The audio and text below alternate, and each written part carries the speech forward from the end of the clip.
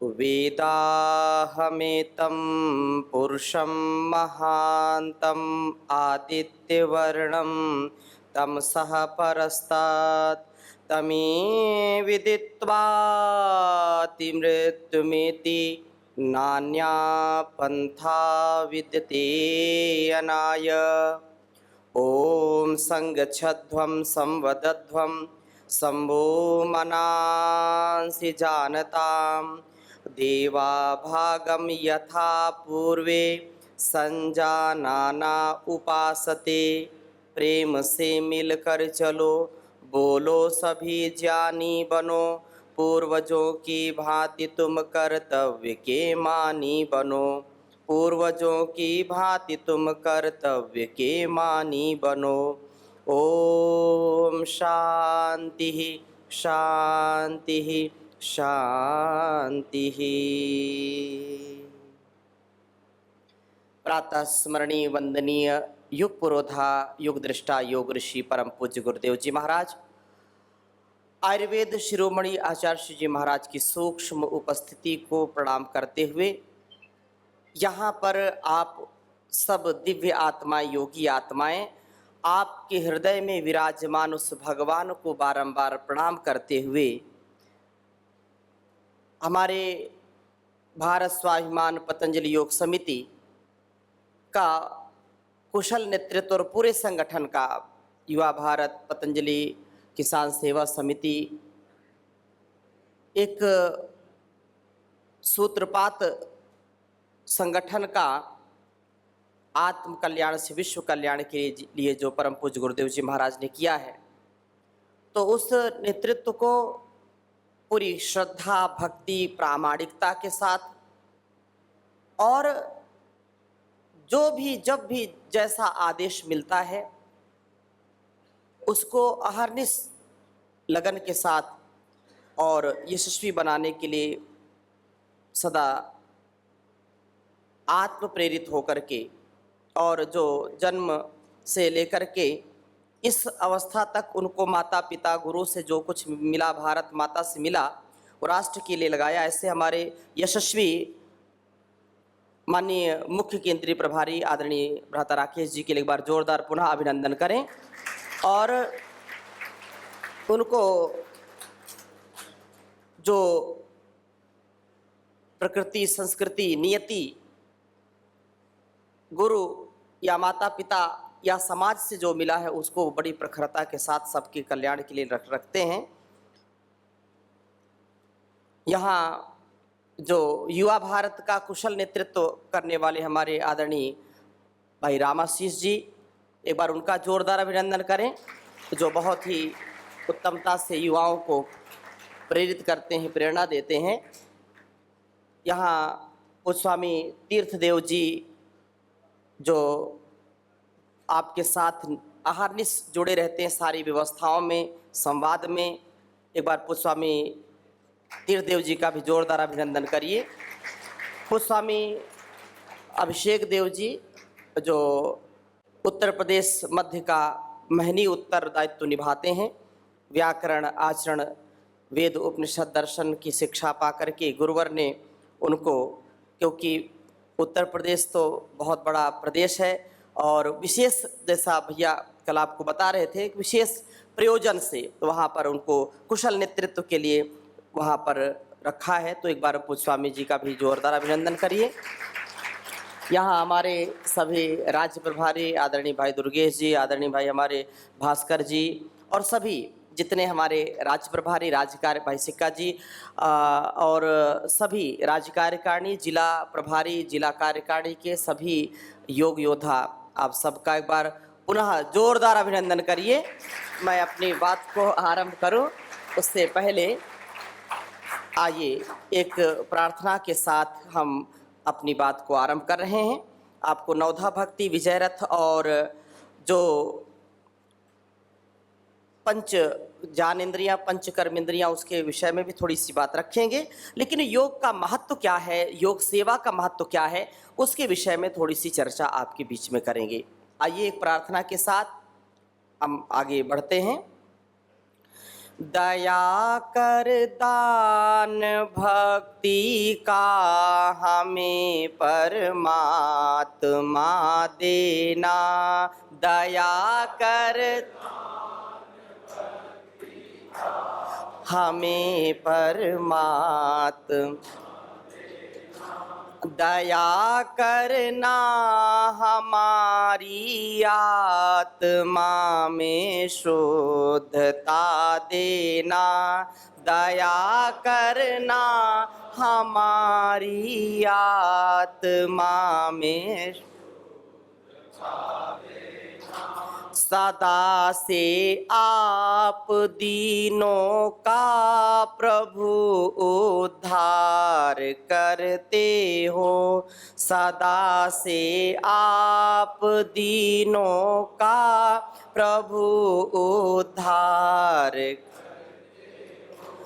हमें भी दीन हालत से पतित पावन उठा देना। हमें भी दीन हालत से पतित पावन उठा दया कर दान भक्ति का हमें परमात्मा देना। दया कर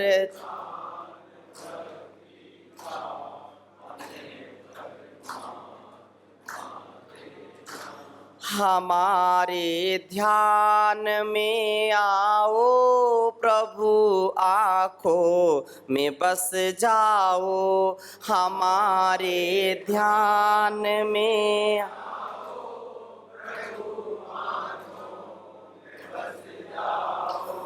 अंधेरे दिल में आकर के परम ज्योति जला देना। अंधेरे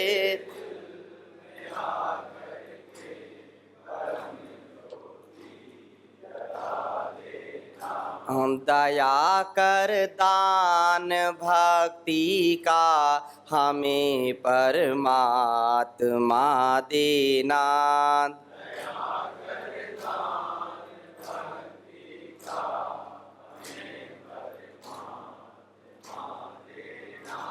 बहा दो प्रेम की गंगा, दिलों में प्रेम का सागर। बहा दो प्रेम की गंगा, दिलों में प्रेम का सागर।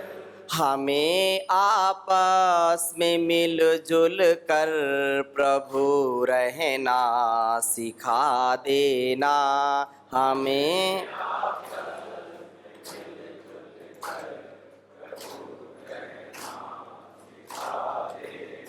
हम दया कर दान भक्ति का हमें परमात्मा देना।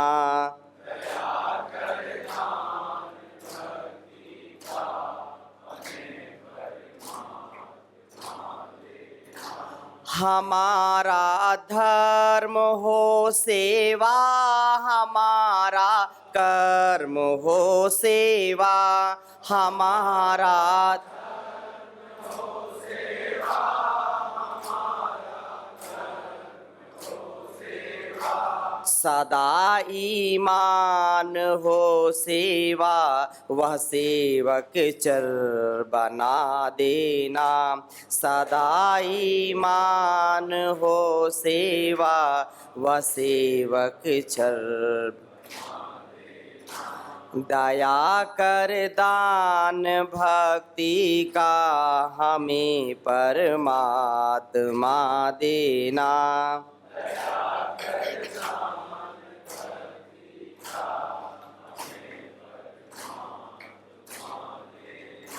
वतन के वास्ते जीना, वतन के वास्ते मरना।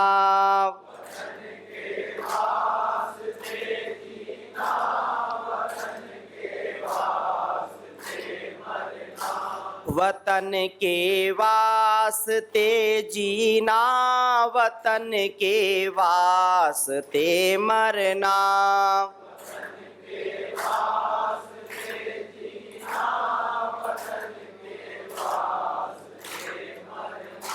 वतन पे जान फिदा करना, प्रभु हमको सिखा देना। वतन पे जान फिदा करना, प्रभु हमको दया कर दान भक्ति का हमें परमात्मा देना।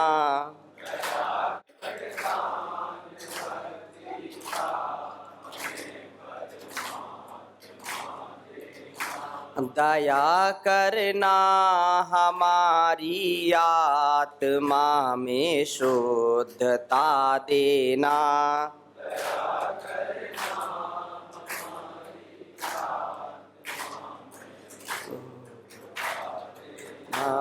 दया कर दान भक्ति का हमें परमात्मा देना। बोले सच्चिदानंद भगवान की, बोले सद्गुरु भगवान की। मनुष्य का जीवन संसार में सब जीवों से उत्तम माना गया है और है भी। हम सबके जीवन में वो संस्कार, वो व्यवहार, जीवन का परिष्कार, राष्ट्र का, देश का, समाज का, संसार का उद्धार, ये मानवीय कर्तव्य है। और कोई भी समझदार व्यक्ति कभी घाटे का सौदा करता नहीं है। इतनी समझ तो सबके अंदर है कि क्या हमको हमारे लिए कल्याणकारी है, क्या अकल्याणकारी है, सब समझते हैं। लेकिन उस समय जिस कार्य को, जिस कर्म को, जिस कर्तव्य को व्यक्ति समझता है, उस समय वो करता है। कोई व्यक्ति राष्ट्र के लिए जीना मरना करता है तो वो राष्ट्र धर्म उसके लिए सर्वोपरि है। यदि कोई घर परिवार संसार के लिए जीता है तो उसके लिए उस समय वो प्राथमिकता उसके लिए है। कोई व्यक्ति दूसरों को जीवन देता है और कोई व्यक्ति जीवन लेता है। कभी लोग आत्महत्या भी करने की सोचते हैं, विचार करते हैं, तो उस समय उनके मन में जो द्वंद्व है, उनके मन में जो क्लेश है, जो कष्ट है, तो समझते हैं कि इसका उपचार केवल यही है कि अपने आप को समाप्त कर दिया जाए। अर्थात कहने का तात्पर्य यह है कि हम जिस चीज को ज्यादा प्राथमिकता देते हैं, जिसको हम महत्वपूर्ण समझते हैं, उसको हम करते हैं। फिर कोई व्यक्ति नशा करता है तो नशे को भी वो समझता है कि नशा थोड़ी देर कर लेंगे तो कम से कम कुछ बातों से हमारा पिंड छूट जाएगा। और उस व्यक्ति को उतना अभ्यास नहीं है कि अपने जीवन को कैसे हम संतुलित, व्यवस्थित, मर्यादित, अनुशासित चलाएं। अगर हमारे जीवन में अनुशासन नहीं, हमारे जीवन में आहार विचार व्यवहार का अनुशासन नहीं है, हमारे जीवन में अपने कर्तव्य का पालन का अनुशासन नहीं है, तो हमारा जीवन पशु से भी बदतर है, पशु से भी हीन है। और अगर हमको ये समझ पैदा हो जाए, हमारे जीवन में योग घटित हो जाए, हमारे जीवन में गुरुवाणी का, वेदवाणी का, कल्याणी वेदवाणी के द्वारा दिए गए उपदेश का आधार हो जाए, तो हमारा जीवन महान बन जाएगा। और इस जहान को भी महान बनाने का कार्य एक महान इंसान ही कर सकता है।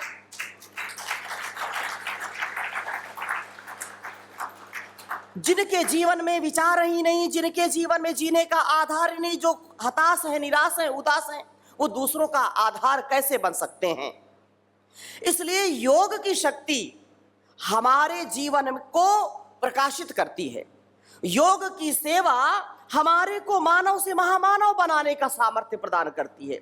योग करने और कराने से व्यक्ति के जीवन में वो घटित होता है जिसकी वो कभी कल्पना नहीं कर सकता था।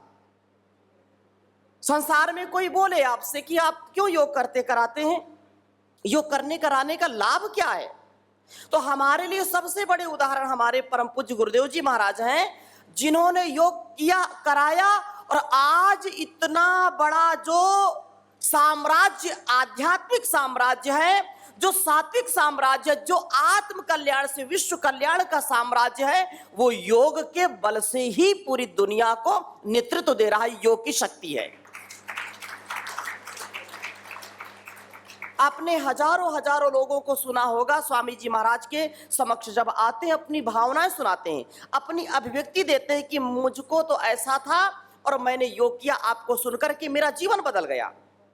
लोग आत्महत्या करने की विचार कभी करते हैं, लेकिन जब स्वामी जी को सुनते हैं तो एक ऊर्जा, एक शक्ति, एक जो चमत्कार आता है, तो वो चमत्कार, वो शक्ति, वो ऊर्जा, वो एनर्जी कैसे आती है? एक विचार से आती है। जैसा विचार व्यक्ति करेगा और करके उसको जीवन में उतारेगा, तो उसके जीवन में वो जो चाहता है वो कर सकता है, जैसा चाहता वैसा वो बन सकता है। तो आप सबका ये परम सौभाग्य कि आप योग को कर रहे हैं, करा रहे हैं। ये आत्म कल्याण से विश्व कल्याण का एक बहुत बड़ा अनुष्ठान है। नहीं तो जीवन कैसा है, जीवन को कैसे जीना है, सलीका तरीका ही नहीं आता है। कुछ लोग बोलते हैं जीवन को बस खाओ पियो मौज करो यही जीवन है। कुछ लोग बोलते हैं ना जीवन तो एकांत में है, कोई बोलता है शांत हो जाओ यही जीवन है।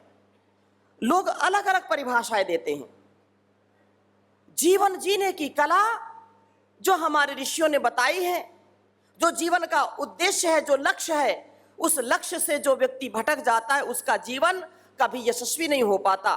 और जो जीवन को एक लीक पर चल करके, जो ऋषिराम चरितम सत्यम महाजनो ये गता सा पंथा, हम कुपंथ से, कुपथ से पथभ्रष्ट होकर के हम जीवन को जान नहीं सकते, जीवन को जी नहीं सकते। जीने के लिए तो चींटी भी जीती है, हाथी भी जीता है, एंट से लेकर के एलिफेंट तक, कीड़ी कुंजर, हाथी घोड़ा, कीड़ा मकोड़ा सब जी रहे हैं, लेकिन वो जीना नहीं है। जीना तो उसी का नाम है जो आत्म कल्याण के लिए हो और विश्व कल्याण के लिए हो। इसलिए हमारे ऋषियों ने कहा है कि धर्म, अर्थ, काम और मोक्ष ये जीवन का उद्देश्य हमारे हैं। या तो अभ्युदय निश्रेय सिद्धि सधर्म, जिससे अभ्युदय हो, जिससे निश्रेय की प्राप्ति हो, जिससे आत्म कल्याण, अपने जीवन का, इस शरीर का भी और आत्मा का भी उत्थान हो, वो जीवन है।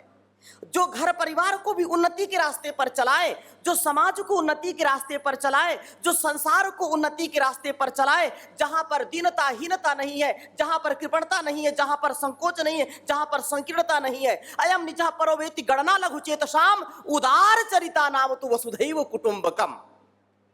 जहां पर वसुधा एक परिवार है, जहां पर यत्र विश्वम भवत्येकनीडम, जहां पर एक घोंसले के समान विश्व को देखा जाए, जहां पर ये मेरा ये तेरा है की भावना दूर हो जाए, ये मैं तू की भावना दूर हो जाए, जहां पर एक ही सूत्र में सब मोती जैसे पिरोए जाते हैं, ऐसे मानवता का उत्थान होगा तो जहान महान होगा। इसलिए एक ही इसका उपाय है कि योग करिए और कराइए।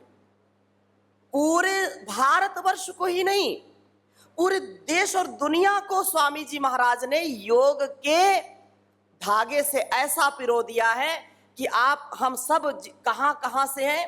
और आज जब पूरे देश में हमारे माननीय मुख्य केंद्रीय प्रभारी जाते हैं, कहीं असम जाते हैं तो कहीं पश्चिम बंगाल जाते हैं, तो कहीं जो है अलग अलग प्रांतों में, अलग अलग जो है क्षेत्रों में हम भी कभी जाते हैं, तो ऐसा लगता ही नहीं कि हम कहीं बाहर आए हैं।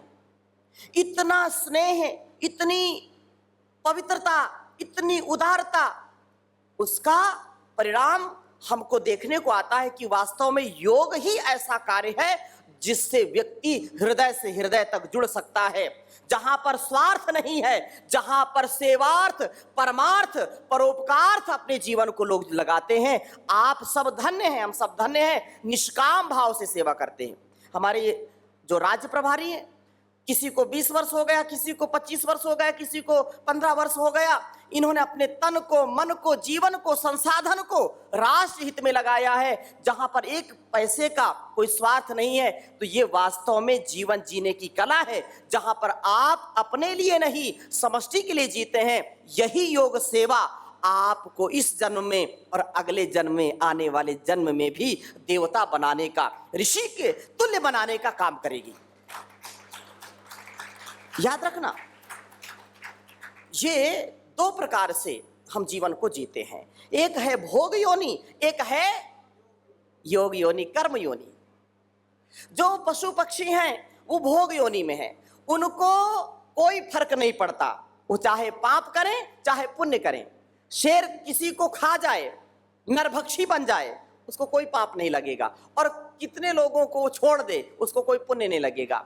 गाय दूध देती है, गाय माता है, गाय दूध देते देते किसी को लात मार दे, घायल कर दे, सींग मार दे, उसको कोई पाप नहीं लगेगा, और चुपचाप बैठ करके, खड़े होकर के वो जैसा चाहे वैसा दूध निकालते। कई कई बार बच्चे उसको दूध थन में मुंह लगा के पीते हैं, उसको ऐसा कोई पुण्य नहीं लगेगा। लेकिन एक विधा ऐसी है कि मनुष्य का जीवन ऐसा है जहां पर एक एक कर्म की, एक एक आपके स्वधर्म की गणना होती है। आपका मन, आपका जीवन, आपके संपूर्ण कर्मों का लेखा जोखा होता है।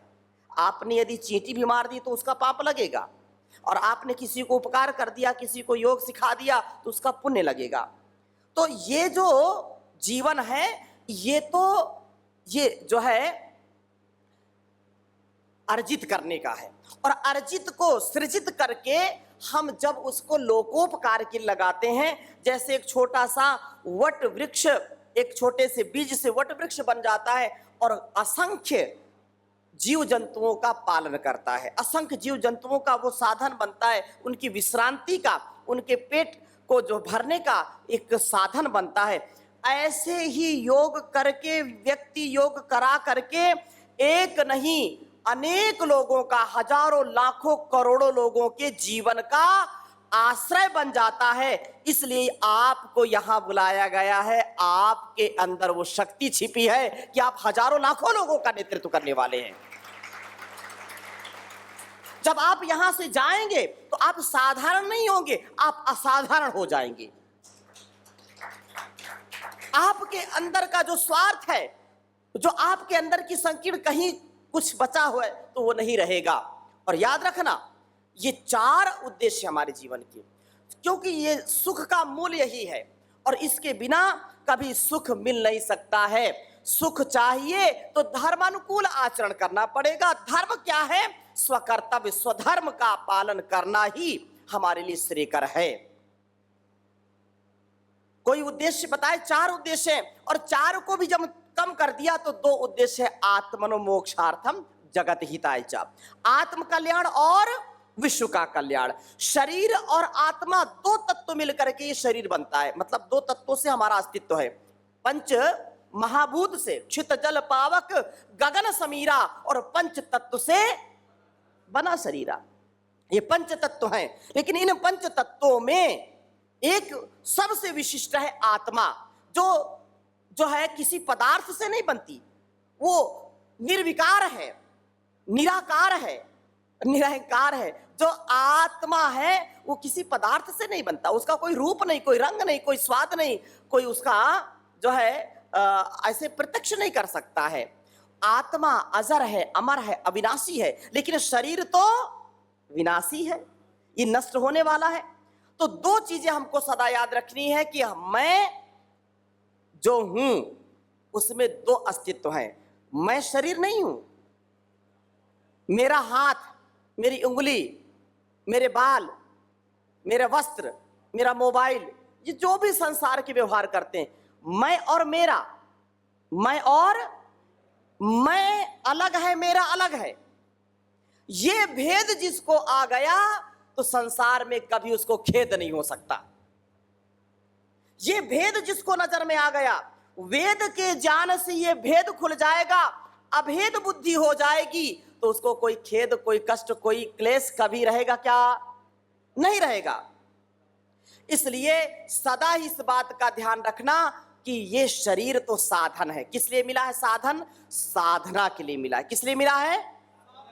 साधना, सेवा, सत्कार, परोपकार के लिए ये साधन मिला है। और आत्मा मिली है मोक्ष के लिए।